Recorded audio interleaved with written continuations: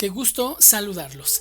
Es momento de leer un capítulo más de Nacidos para Correr. En esta ocasión vamos a leer el capítulo 17 y 18, así que ponte cómodo que comenzamos. Capítulo 17. ¿Y qué será ahora de nosotros sin bárbaros? Quizá ellos fueran una solución después de todo. Constantin a Buffy, esperando a los bárbaros. Eso fue 10 años atrás, me dijo Caballo, terminando su relato. Y desde entonces he estado aquí. Mamá nos había echado de su sala-restaurante horas atrás y se había ido a dormir. Caballo, todavía hablando, me había guiado a través de las calles desérticas de Krill hasta una bodega en un callejón.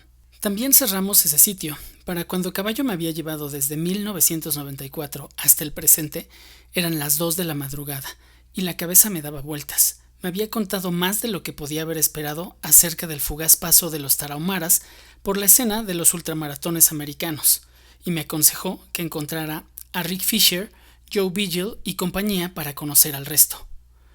Pero en todas esas historias nunca respondió la única pregunta que yo le había hecho. ¿Quién eres? Era como si no hubiera hecho nada en su vida antes de correr por el bosque con Martimano, o como si hubiera un montón de cosas de las que no quería hablar. Cada vez que lo interrogué al respecto, se escapó por la tangente con una broma o una no respuesta que cerraba el asunto como la puerta de un calabozo. ¿Cómo gano dinero? Hago cosas para gente rica que no quiere hacerlas por su cuenta. Luego continuaba con otra historia. La situación estaba clara. O bien podía ser un pesado y enfadarlo, o podía reclinarme y escuchar algunas historias geniales. Me enteré de que tras la carrera de Leadville del 94, Rick Fisher fue más allá. Había otras carreras y otros corredores tarahumaras. Y no pasó mucho tiempo antes de que Fisher formara nuevos equipos y fuera dando tumbos de carrera en carrera, como un universitario borracho viajando con sus amigos. Primero, el equipo tarahumara fue expulsado del Angeles Crest 100 Mile Endurance Run en California, porque Fisher no dejaba de colarse en la zona solo para corredores de la pista en medio de la carrera. Lo último que quiero hacer es descalificar a un corredor, diría el director de la carrera, pero Rick no me dejó opción.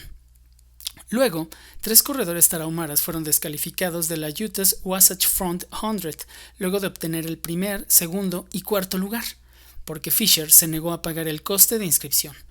Después, en la Western States, Fisher tuvo otro berrinche en la meta y acusó a los voluntarios de la carrera de cambiar secretamente las señales del camino para confundir a los tarahumaras y de, no es broma, robarles la sangre. A todos los corredores de la Western States se les pide una muestra de sangre como parte de un estudio científico sobre la resistencia. Pero Fisher no se sabe por qué olió algo extraño y explotó. La sangre de los tarahumaras es muy rara, dijo, según los presentes. El mundo médico quiere hacerse con ella para realizar pruebas genéticas. Para entonces, incluso los tarahumaras parecían hartos de lidiar con el pescador. También habían notado que seguía cambiando de camioneta todo terreno, cada vez una más bonita y mejor, mientras que todo lo que ellos recibían después de semanas solitarias lejos de casa y correr centenares de millas a través de las montañas, eran unos pocos sacos de maíz. Una vez más, los negocios con los chavochis habían dejado a los tarahumaras sintiéndose como unos esclavos. Ese fue el fin del equipo tarahumara, se disolvió para siempre. Micah True, fuera cual fuera su verdadero nombre, se sentía tan unido a los tarahumaras y tan molesto por la manera de comportarse de sus compatriotas americanos que se sintió obligado a compensarlos. Inmediatamente después de haber corrido con Martimano en Leadville en 1994, fue hasta una estación de radio en Boulder, Colorado, y pidió a todos aquellos que tuvieran un abrigo viejo que se acercaran a donarlo. Una vez que tuvo bastantes, hizo un buen fardo y se marchó a las Barrancas del Cobre. No tenía idea de a dónde estaba yendo. La probabilidad de realmente encontrar a su amigo Martimano era equiparable a la que tenía Shackleton de regresar de la Antártida. Vagó a través del desierto y las barrancas repitiendo el nombre de Martimano a todo aquel con quien se topó, hasta que se asombró a sí mismo y a Martimano cuando, tras escalar una montaña de 9000 pies, llegó a la aldea de Martimano. Los tarahumaras le dieron la bienvenida a su manera. Casi no le hablaron, pero cuando Caballo despertó al día siguiente, encontró un montoncito de tortillas y pinole fresco en su campamento. Los rarámuris no tienen dinero, pero nadie es pobre, me dijo Caballo. En Estados Unidos pides un vaso de agua y te llevan a un refugio para los sin techo. Aquí te dejan pasar y te dan de comer. Pides permiso para acampar y te dicen, claro, pero ¿no preferirías dormir aquí dentro con nosotros? Aún así, Choguita es un sitio frío por las noches, demasiado frío para un tipo flacucho de California, o de donde sea que es realmente. Así que después de entregarles todos los abrigos, Mica dijo adiós con la mano a Juan y Martimano y se fue por su lado, internándose en las ardientes profundidades de las barrancas. Deambuló ciegamente por guaridas de narcotraficantes y fugitivos. Evitó distintas enfermedades, evitó la fiebre del cañón y eventualmente descubrió un lugar cerca de un recodo del río. Arrastró unas rocas para construir una choza y se hizo a sí mismo un hogar. Decidí que iba a encontrar el mejor lugar del mundo para correr, y así fue, me dijo mientras caminábamos de vuelta al hotel. La primera vez que lo vi me quedé boquiabierto. Me excité tanto que no podía esperar salir a correr. Estaba tan sobrecogido que no sabía por dónde empezar, pero es un terreno salvaje así que tuve que esperar un poco. No tenía otra opción. La razón por la que hacía de asistente en Leadville en lugar de competir era que sus rodillas habían empezado a traicionarlo tras cumplir 40 años. Solía tener problemas de lesiones, sobre todo en los tendones del tobillo, me dijo Mica. A lo largo de los años había probado todos los remedios posibles. Vendas, masajes, zapatillas más caras que ofrecían un mejor apoyo, pero nada me había ayudado demasiado.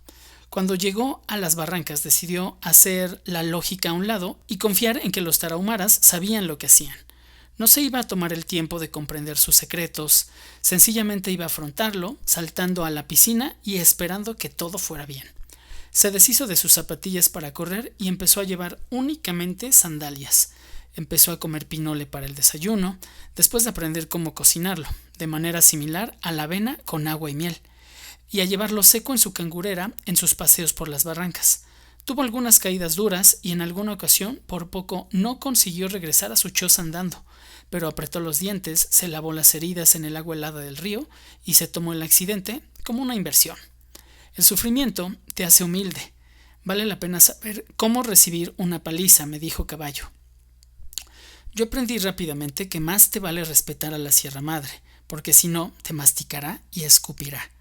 Para su tercer año, Caballo recorría caminos invisibles para los no tarahumaras.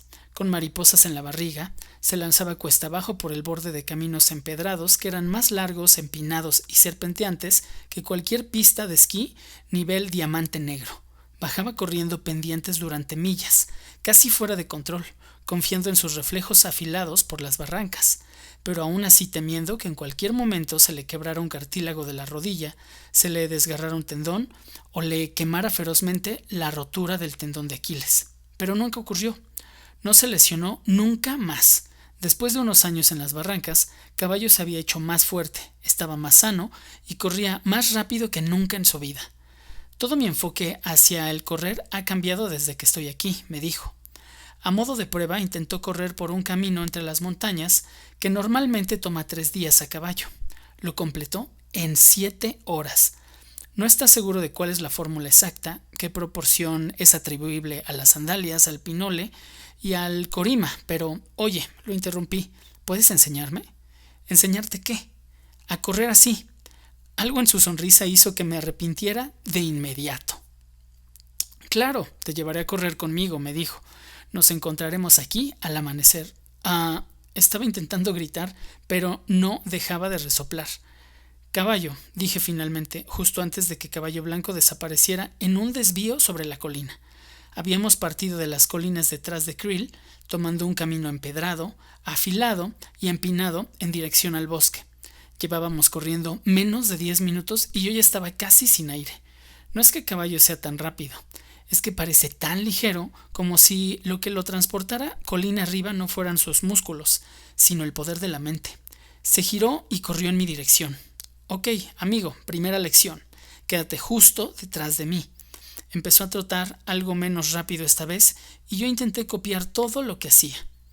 Mis brazos flotaban hasta que mis manos quedaban por encima de mis costillas. Recorté mi paso hasta que parecía dar saltitos. Enderecé tanto la espalda que casi podía escuchar mis vértebras crujiendo. No luches con el camino, lanzó Caballo por encima de su hombro. Agarra lo que te ofrece. Si puedes elegir entre dar 1 o 2 pasos entre las rocas, da 3. Caballo había pasado tantos años navegando estos caminos que tenía apodos para las piedras que encontraba bajo sus pies. Algunas eran ayudantes porque te permitían dar el paso con potencia hacia adelante. Otras eran embusteras porque parecían ayudantes pero rodaban a traición cuando despegabas.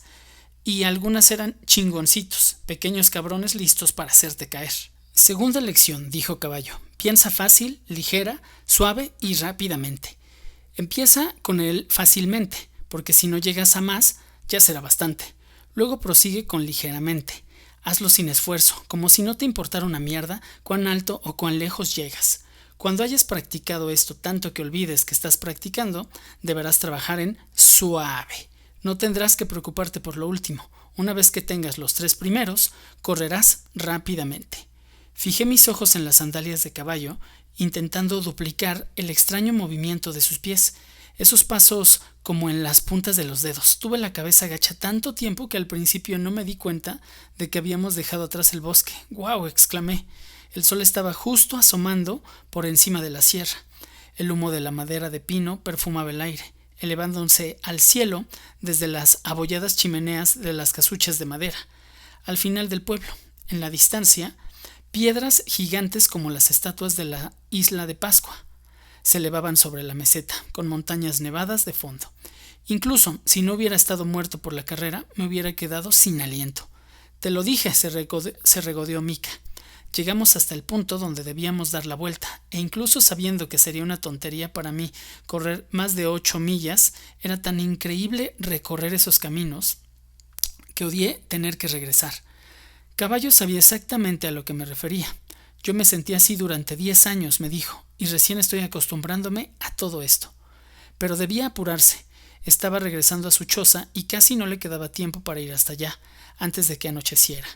Y ahí fue cuando empezó a explicarme qué estaba haciendo en Krill para empezar. Ya sabes, empezó Caballo, mucho ha pasado desde esa carrera en Leadville. Los ultramaratones solían ser un puñado de bichos raros con linternas por los bosques, pero en los últimos años han sido transformados por la irrupción de los pistoleros jóvenes, como Karl Metzel, que escuchaba Strange Love en su iPod mientras ganaba la Hard Rock 100 3 veces seguidas, y Dirt Diva, Catra Corbett, una preciosa y caleidoscópicamente tatuada gótica que en una ocasión solo por diversión corrió las 211 millas de John Muir Trail a través del Parque Nacional de Yosemite y luego giró y corrió todo el camino de vuelta. Y Tony Naked Guy Krupica, que no suele llevar más que unos shorts muy cortos y pasó un año durmiendo en el armario de un amigo mientras entrenaba para ganar la Leadville 100. Y los fabulosos hermanos voladores Skaggs, Eric y Kyle, que cruzaron el Gran Cañón haciendo autostop antes de establecer un nuevo récord del viaje más rápido de punta a punta. Estos jóvenes pistoleros buscaban algo fresco, duro y exótico, y estaban yendo a las carreras de montaña en un número tan grande que para 2002 se convirtió en el deporte al aire libre de mayor crecimiento en el país. No era solo que amasen correr, era la excitación de explorar todo un mundo nuevo con sus propios cuerpos. El dios de los ultras, Scott Jurek, resumió el credo no oficial de los jóvenes pistoleros con una cita de William James, que usaba para cerrar todos los emails que enviaba. Más allá de lo extremo de la fatiga y el sufrimiento, encontramos cantidades de alivio y poder que nunca habíamos soñado con poseer. Fuentes de fortaleza nunca antes puestas a prueba porque nunca habíamos empujado a la puerta de oclusión.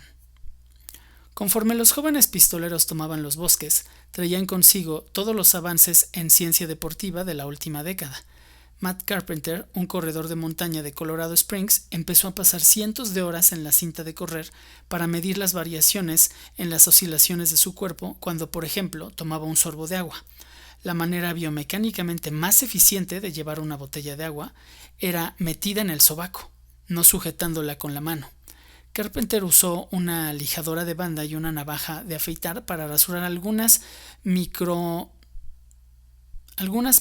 de sus zapatillas y las sumergió en agua una y otra vez para medir la cantidad de agua que absorbían y el tiempo que tardaban en secarse. En 2005 utilizó su obsesivo conocimiento para destrozar el récord de Leadville, terminó en unas asombrosas 15 horas y 42 minutos, casi 2 horas menos que el tarahumara más rápido.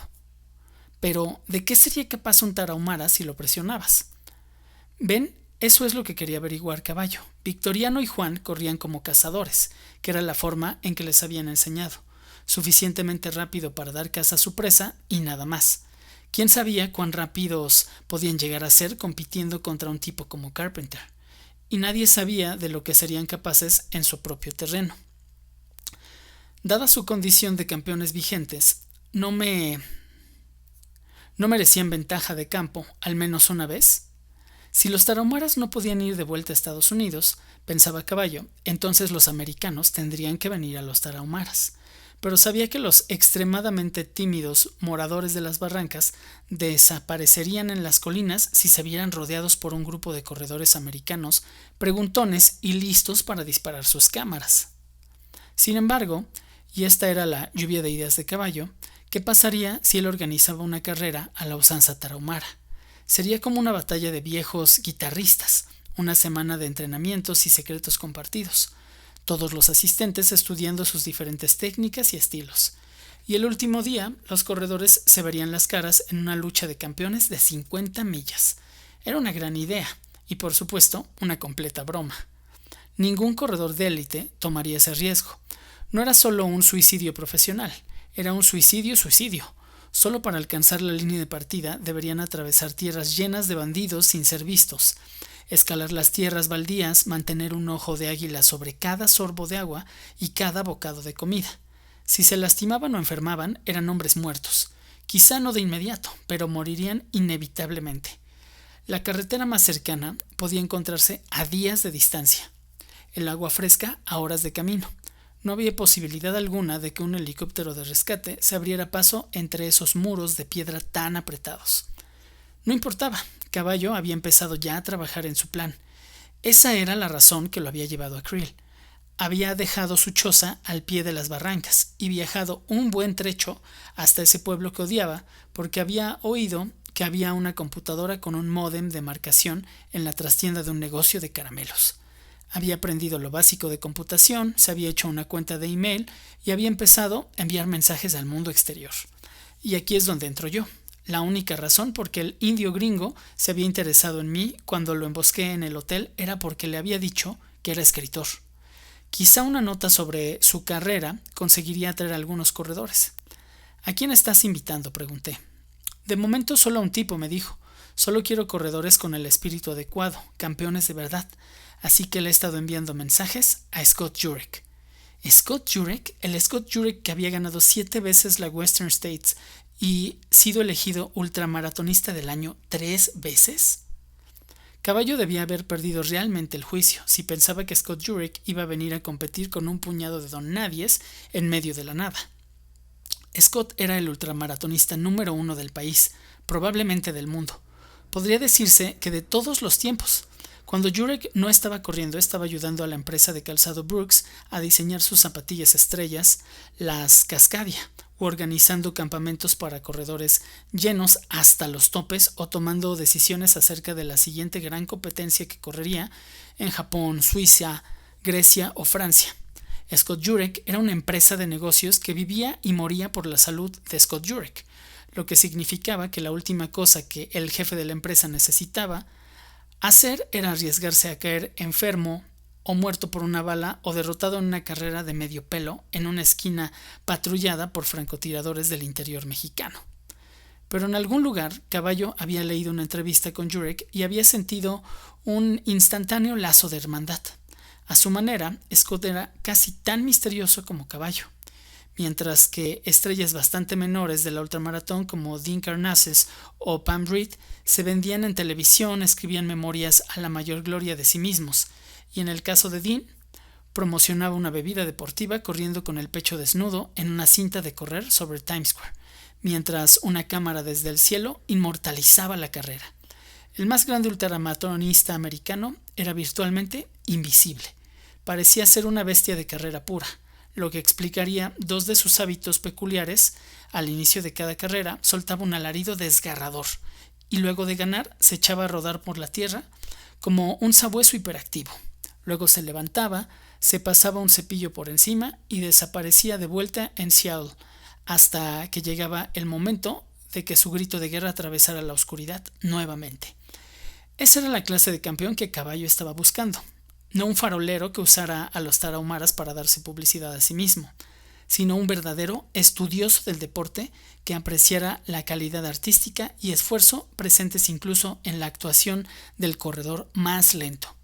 Caballo no necesitaba ninguna prueba más del valor de Scott Jurek, pero aún así obtuvo una muestra más. Al final de una entrevista, cuando le pidieron que hiciera una lista de sus ídolos, Jurek mencionó a los tarahumaras. A modo de inspiración, señalaba el artículo. Jurek repite un dicho de los indios tarahumaras: cuando corres sobre la tierra y corres con la tierra, puedes correr para siempre. ¿Lo ves?, insistió Caballo. Tiene alma de rarámuri. Pero espera un segundo. Incluso si Scott Jurek accede a venir, ¿qué hay de los tarahumaras?, pregunté. ¿Aceptarán ellos? Quizá, dijo Caballo, encogiéndose de hombros. A quien quiero es Arnulfo Quimare. Eso no iba a pasar jamás. Sabía por experiencia personal que Arnulfo a duras penas hablaría con un extraño.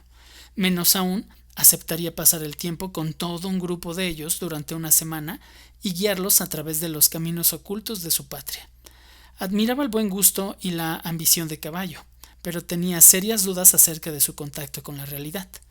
Ningún corredor americano tenía idea de quién era, y la mayoría de los tarahumaras no estaban seguros de qué era. Aún así, esperaba que todos confiaran en él. Estoy bastante seguro de que Manuel Luna vendrá, continuó Caballo. ¿Quizá con su hijo, Marcelino?, pregunté. Sí, dijo Caballo. Es bueno, es increíble. Todavía conservaba en mi retina una imagen de la versión adolescente de la antorcha humana elevándose sobre la pista de tierra como una llama emergiendo de su mecha. Bueno, en ese caso, ¿a quién le importaba si Scott Jurek o cualquiera de los otros peces gordos no aparecían? Solo por la oportunidad de correr junto a Manuel y Marcelino y Caballo de nuevo valdría la pena. La forma en que Caballo y Marcelino corrían era lo más cercano que un hombre podía llegar a volar. Había saboreado una muestra en los caminos de Creel y quería más. Era como si, agitando los brazos con fuerza, hubiera conseguido levantarme media pulgada del suelo. Luego de eso, ¿cómo podías pensar en algo más que en volver a intentarlo?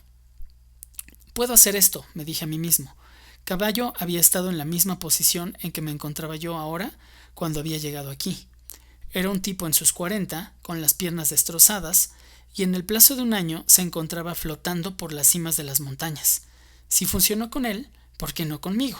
Si realmente aplicaba las técnicas que me iba a enseñar, ¿me haría lo suficientemente fuerte para correr 50 millas a través de las barrancas del Cobre?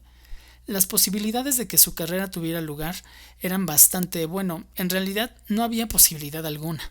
No iba a suceder, pero si por obra de algún milagro se las arreglaba para organizar la carrera y contar con los mejores corredores tarahumaras de su generación, yo quería estar ahí.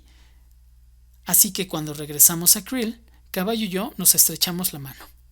Gracias por las lecciones, le dije. He aprendido bastante. Hasta luego, Noragua, respondió Caballo y luego partió.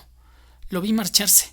Había algo terriblemente triste y aún así estimulante en ver a este profeta del antiguo arte de correr largas distancias dándole la espalda a todo menos a su sueño, enfilando de vuelta al mejor lugar del mundo para correr, y para correr solo. Fin del capítulo 17. Vamos al capítulo 18. ¿Has oído hablar alguna vez de Caballo Blanco? Cuando volví de México, llamé a Don Allison, el viejo editor de la revista Ultra Running, y Caballo había deslizado un par de detalles acerca de su pasado que valía la pena explorar. Había sido luchador profesional de alguna clase y había ganado algunos ultramaratones.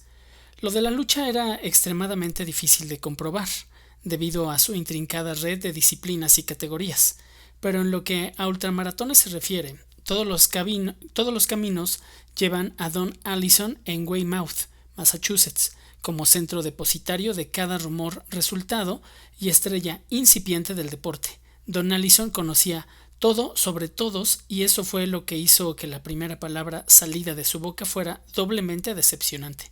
¿Quién? Creo que también se hace llamar Micah True, dije, pero no estoy seguro de que ese sea su verdadero apellido o el nombre de su perro. Silencio. ¿Aló? Sí, espera, finalmente respondió Allison. Estaba buscando una cosa, así que ¿es de verdad? ¿Quieres decir sí es serio? No, sí existe, de verdad existe. ¿Existe? Sí existe, lo encontré en México. Ok, dijo Allison. Entonces, ¿está loco? No, sabía que era mi turno de hacer una pausa. No creo. Porque un tipo con ese nombre me envió un par de artículos. Eso es lo que estaba buscando. Tengo que decirte algo. Eran simplemente impublicables. Bueno, eso ya era un dato. Ultrarunning era menos como una verdadera revista y más como esas cartas simpáticas y llenas de noticias que alguna gente envía en lugar de postales de Navidad. Quizá el 80% se compone de listas de nombres y tiempos, resultados de carreras sobre las que nadie ha oído en lugares que poca gente fuera de los ultramaratonistas encontraría jamás. Además de los reportes de carreras, cada número tenía unos pocos ensayos escritos voluntariamente por corredores que hablaban de sus últimas obsesiones, como usar la balanza para determinar tu necesidad óptima de hidratación o combinaciones de lámparas de cabeza y linternas. No hace falta decir que uno debe empeñarse mucho para recibir una nota de rechazo de Ultrarunning, por lo que me daba miedo incluso preguntar acerca de qué había escrito Caballo, aislado en su choza como el Una Bomber. ¿Soltó una amenaza o algo así? Bah, no, dijo Allison. Tan solo que ni escribió acerca de correr. Era algo así como un discurso sobre la hermandad y el karma y los gringos avariciosos. ¿Mencionó la carrera que está planeando? Sí, habló de alguna carrera con los tarahumaras, pero hasta donde pude saber no había nadie más que el metido. Él y 3 indios. El entrenador Vigil tampoco había oído sobre Caballo. Yo tenía la esperanza de que se hubieran conocido ese día épico en Leadville o luego en las Barrancas. Pero justo después de la carrera de Leadville, la vida del entrenador Vigil había dado un giro inesperado y dramático. Todo empezó con una llamada de teléfono. Una mujer joven estaba preguntando si el entrenador Vigil podría ayudarle a clasificarse para las Olimpiadas. Había sido un talento en la universidad, pero se había hartado tanto de correr que estaba a punto de dejarlo y pensaba abrir un café con pastelería, a menos que el entrenador Vigil pensara que debía seguir intentándolo. Vigil era un maestro de la motivación, así que sabía justo lo que tenía que decir. Olvídalo, ve a hacer mocachinos. Dina Castor, luego Drossin, sonaba como una chica dulce, pero no sabía lo que significaba trabajar con Vigil.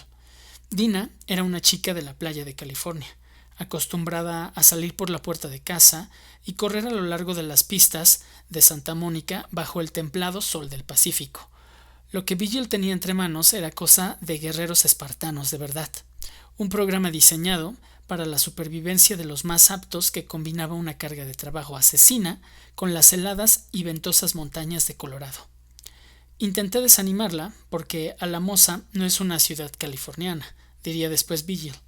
Está un poco apartada, en medio de las montañas, y puede llegar a ser muy fría, hasta 30 grados bajo cero. Cuando se trata de correr, solo los más duros resisten ahí. Cuando Dina apareció de todas formas, Vigil fue lo suficientemente amable para premiar su persistencia con pruebas básicas de su estado físico y potencial de entrenamiento. Los resultados no hicieron sino confirmar lo que Vigil pensaba. Era mediocre. Pero mientras el entrenador Vigil más la rechazaba, más intrigada estaba Dina. En una de las paredes de la oficina de Vigil había colgado una fórmula para correr más rápido, que hasta donde Dina entendía no tenía absolutamente nada que ver con correr. Decía cosas como: practica la abundancia mediante la generosidad y mejora tus relaciones personales, y demuestra que posees un sistema de valores íntegro. La dieta recomendada por Vigil era igual de escueta, deportiva o científicamente hablando. Su estrategia de nutrición para un aspirante a maratonista olímpico era: come como si fueras una persona pobre. Vigil estaba construyendo su propia versión en miniatura del mundo tarahumara, hasta que pudiera cumplir sus obligaciones y escaparse a las barrancas del cobre. Haría lo posible por recrear las barrancas del cobre en Colorado. Así que Dina seguía pensando en entrenar bajo las órdenes de Vigil. Sería mejor que estuviese preparada para entrenar como los tarahumaras, lo que significaba vivir sencillamente y concentrándose en modelar su alma tanto como su fortaleza física. Dina lo entendió y quiso empezar cuanto antes. El entrenador Vigil creía que uno debe convertirse en una persona fuerte antes de convertirse en un corredor fuerte. Así que, ¿cómo iba a ser posible que Dina perdiera? A regañadientes, Vigil decidió darle una oportunidad. En 1996, la sometió a su programa de entrenamiento con un toque tarahumara. Un año después, la aspirante a pastelera estaba a camino de convertirse en una de las más grandes corredoras de larga distancia de la historia de Estados Unidos. Resultó tan aplastante en la pista que ganó campeonatos nacionales de cross country y rompió los récords americanos de las distintas categorías que van desde las 3 millas hasta el maratón. En los Juegos Olímpicos de Atenas 2004, Dina superó a la actual poseedora del récord mundial, Paula Radcliffe, y se llevó la medalla de bronce, la primera medalla olímpica ganada por un maratonista americano en 20 años. Sin embargo, si preguntan a Joe Vigil acerca de los logros alcanzados por Dina, muy arriba siempre se encontrará el premio a la atleta humanitaria del año que ganó en 2002. Poco a poco el entrenador Vigil estaba siendo atraído con más fuerza por las carreras de distancia americanas y veía cómo se alejaban sus planes de ir a las Barrancas del Cobre. Antes de los Juegos de 2004, le propusieron abrir un campo de entrenamiento para aspirantes olímpicos en lo alto de las montañas de California, en la ciudad de Mammoth Lakes. Era muchísimo trabajo para un hombre de 75 años, y Vigil lo pagó. Un año antes de las Olimpiadas, sufrió un ataque cardíaco que hizo que necesitara un triple bypass. Su última oportunidad de aprender sobre los tarahumaras se había ido para siempre, lo que dejaba solo un investigador en todo el mundo aún persiguiendo el secreto arte tarahumara de correr. Caballo Blanco, quien conservaba todos sus descubrimientos en su memoria muscular. Cuando mi artículo apareció en Runner's World, levantó una buena oleada de interés en los tarahumaras, pero no supuso precisamente una estampida de corredores de élite deseosos de apuntarse a la carrera de caballo. Para ser exactos, no hubo casi ninguno, lo que en parte podía haber sido culpa mía. Se me había hecho imposible describirlo fielmente sin usar la palabra cadavérico, o dejando de mencionar que los tarahumaras se referían a él como un tanto extraño. Sin importar cuán excitado uno pudiera estar por la carrera, debía de pensárselo 2 veces antes de poner su vida en las manos de un misántropo misterioso, con un nombre falso a quien sus amigos más cercanos que vivían en cuevas y comían ratones seguían considerando algo raro. Tampoco ayudaba mucho que fuera tan difícil averiguar dónde y cuándo tendría lugar la carrera. Caballo tenía su página web, pero intercambiar emails con él era como esperar que un mensaje dentro de una botella apareciera en la playa. Para revisar su email, Caballo tenía que correr más de 30 millas sobre las montañas y cruzar un río hasta el pequeño pueblo de Urrique, donde había convencido al profesor de la escuela que le dejara usar la ruidosa computadora con que contaba y su conexión por vía telefónica.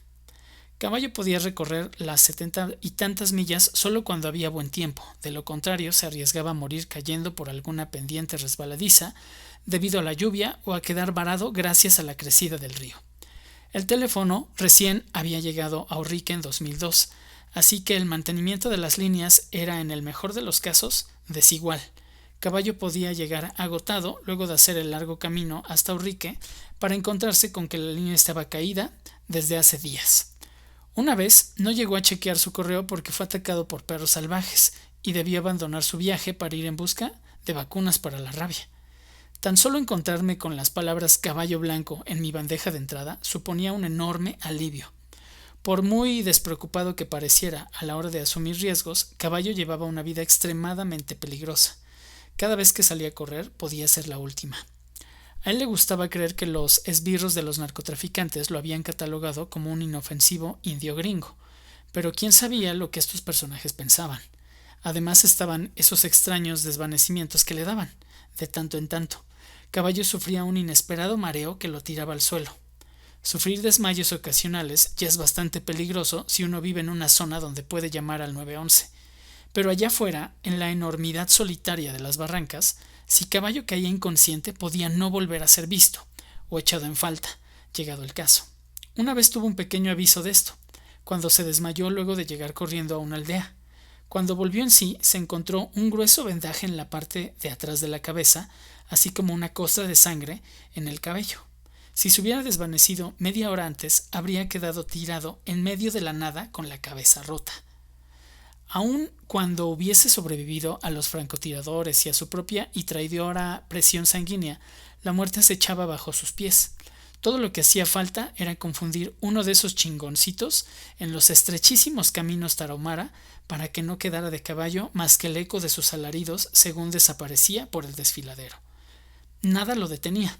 Correr parecía ser el único placer sensual con que contaba en su vida, y como tal lo disfrutaba menos como ejercicio que como una comida gourmet. Incluso cuando su choza casi se vino abajo debido a una luz, Caballo se lanzó a una carrera antes de reparar el techo sobre su cabeza. Pero la primavera trajo consigo el desastre, y recibí este email. Amigo, me encuentro en Urrique tras una carrera agitada y cojeando. Me he jodido el tobillo izquierdo por primera vez en muchos años y ya no estoy acostumbrado a correr con suelas gruesas. Esto es lo que me pasa por hacerme el fanfarrón y ponerme zapatillas con la intención de guardar mis sandalias para alguna carrera rápida o carreras de verdad. Estaba a 10 millas de Urrique, en la sierra, y supe que ese crack no era nada bueno. Tuve que arrastrarme con dolor hasta Urrique. No tenía más opción que llegar aquí, y mi pie se veía como si tuviera elefantiasis. Mierda, tenía la incómoda sospecha de que el accidente había sido culpa mía. Justo antes de despedirnos en Krill, me di cuenta de que teníamos la misma talla de pie, así que saqué de mi mochila un par de zapatillas Nike y se las di como regalo de agradecimiento. Caballo ató los pasadores entre sí y se las lanzó sobre el hombro, pensando que podrían sacarlo de un apuro si sus sandalias se rompían. Era demasiado educado como para acusarme, pero yo estaba casi seguro de que se estaba refiriendo a esas zapatillas cuando hablaba de las suelas gruesas sobre las que corría al machacarse el tobillo. Llegado a este punto, el sentimiento de culpa me estaba matando. Hiciera lo que hiciera, no paraba de joder a Caballo. Primero había colocado accidentalmente una bomba de tiempo en sus pies dándole esas zapatillas, y luego había escrito un artículo que quizá hacía demasiado públicas sus excentricidades. Si de lo que se trataba era de promocionar su carrera. Caballo se estaba matando para llevar a cabo su proyecto y ahora, tras meses de esfuerzo, parecía que el único que iba a asistir era yo, el mismo pésimo y medio cojo corredor que no hacía sino traerle los peores sufrimientos. Caballo había sido capaz de cegarse a la verdad con el placer de sus carreras errantes, pero ahora que yacía adolorido y desvalido en Urrique, la realidad lo golpeó con fuerza. Uno no puede vivir de la manera en que Caballo vivía, sin parecer un bicho raro, y ahora estaba pagando el precio. Nadie lo tomaría en serio, ni siquiera estaba seguro de poder convencer a los tarahumaras de que confiaran en él, y ellos eran casi las únicas personas que lo conocían realmente a estas alturas. Así que, ¿cuál era el propósito de todo esto? ¿Para qué perseguía un sueño que a todos los demás les parecía una broma? Si no se hubiera jodido el tobillo, hubiera tenido que esperar un buen tiempo para que la respuesta llegara. Pero en la situación en que se encontraba, todavía recuperándose en Urrique, recibió un mensaje de Dios, el único Dios al que él le había dedicado unas plegarias al menos. Este es un gran capítulo porque ya vamos a conocer o vamos conociendo ya más a detalle a este personaje, a Caballo Blanco, y cómo vamos entendiendo la historia detrás de los entrenadores Vigil o de Rick Fisher o de toda la dinastía de corredores tarahumaras cuando pasaron por las carreras o por los ultramaratones americanos. Esto se está poniendo muy interesante, así que nos vemos en los próximos capítulos. Nos vemos pronto, les mando un abrazo.